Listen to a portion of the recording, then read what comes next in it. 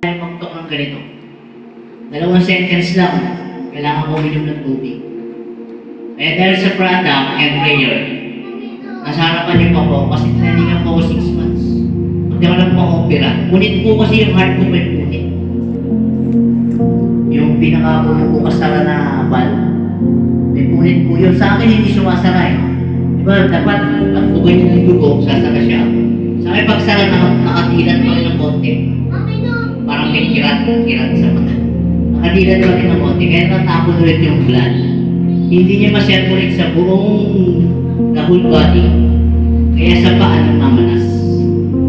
And because of prayer and nilumbog ko po na Rosetta, hindi ko inisip yung gastos.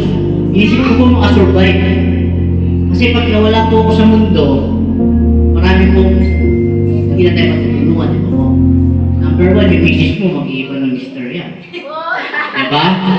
Baka 3 days ka pa lang, may bago na siya. Masakit yun. Kaya lang makasurvive. Diba? Nilakala ko yung Rosetta. Yun. Ayan, awan ng Diyos. Nakasurvive po tayo. Ngayon, national rank na rin po tayo. National. Nabigyan tayo ng sasakyan. Na-hit natin yung rank ngayon. I-hit nyo lang po yung 2-star.